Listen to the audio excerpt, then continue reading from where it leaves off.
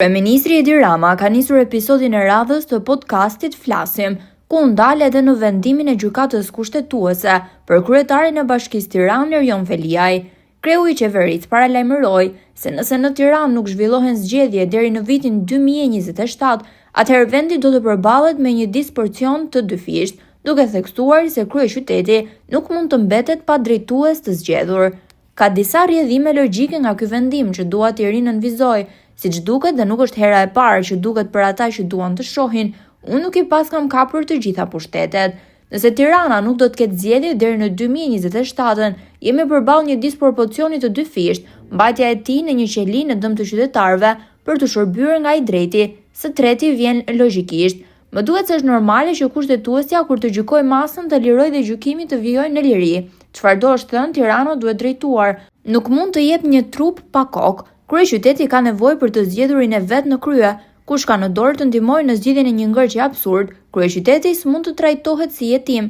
Ky është skandal në vetvete, tha ai. Është normal që nuk shet tek qëndrimi i kushtetuesës një qëndrim të verbër kundër qeverisë por hapa në dëm të madh Tiranës, por sheh një qëndrim të vendosur parimor, nuk ka se si të mos pres që me të njëjtën parimësi kur të gjykoj para burgimin e tij, kushtetuesja ta kthejë Erjon Veliaj në detyrë. Tirana duhet drejtuar. Tirana nuk mund të jetë një trup pa kokë. Kryeqyteti i Shqipërisë ka nevojë për të zgjedhurin e vet mbi krye.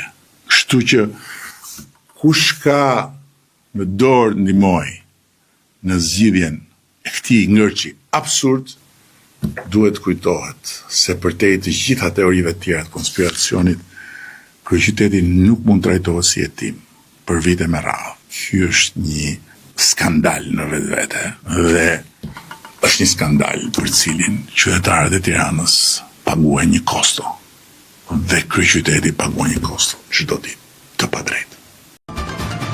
Projekt buxheti 2026 ka dhe një rritje të rëndësishme të zotuar në procesin e fushatës zgjedhore dhe të zbatuar nga 1 janari 2026, kur do të rritet paga minimale për 307.850 punonjës të regjistruar në shtet apo në privat që do të marrin 500 euro. Rritja e pagës minimale në 500 euro, që do të thot me ligj, askush nuk do të ketë një pagë më të ulët se kaq në Republikën e Shqipërisë, nuk do të jetë rritja e fundit e pagës minimale, por vetëm e para, sepse gjatë mandatit të 4 paga minimale do të arrijë siç e kemi premtuar në 700 euro. Dhe jo vetëm kaq, por siç e kemi premtuar, qeveria do të subvencionojë për 9 muajt e parë me 90 milion euro edhe shtesën e kostos sigurimeve për të punësuarit në sektorin privat që përsëris do të kenë një pagë minimale 500 euro.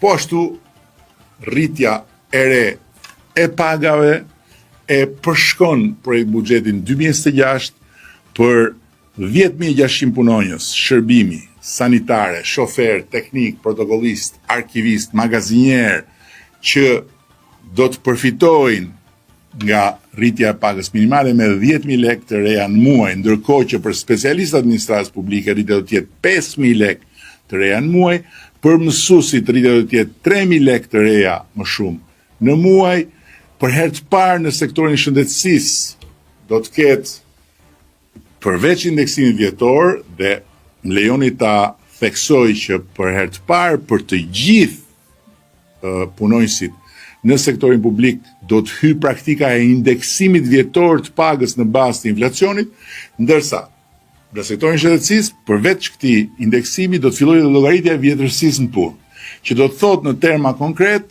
që paga mesatare për mjekët e përgjithshëm nga 131.700 lek do të shkojnë në 143.500 lek të reja në muaj. Për mjekët në spitale nga 174.000 lek në 186.000 lek të reja në muaj, për infermierët nga 87.000 lek në 92.000 lek e 500 në muaj dhe po ashtu shumë e rëndësishme për punonjësit e policisë shtetit, përveç indeksimit, do të ketë rritje për vjetërsi në punë, e cila për gradat më të ulta përkthehet në një rritje mesatare me 5.000 lek të reja në muaj.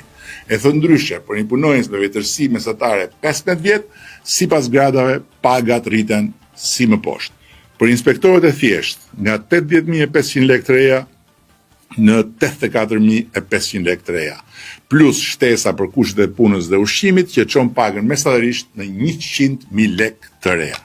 Për në komisarët, paga do të rritet në 101.000 lek të reja, që me shtesën për kushtet e punës dhe po ashtu për ushqimin shkon në 116.000 lek të reja. Për komisarët, paga do të rritet në 110.600 lek të reja dhe për shtesën në funksion të kushteve të punës dhe plus ushqimin do të shkojnë në 125.600 lek të reja. Dhe për drejtuesit e thjeshtë, paga do të shkojë 141.450 lek të reja dhe po ashtu me shtesën do të shkojë në 156.450 lek të reja. Është një rritje tjetër reale, sepse këta evident, ky amund, kjo është Partia Socialiste e Shqipërisë.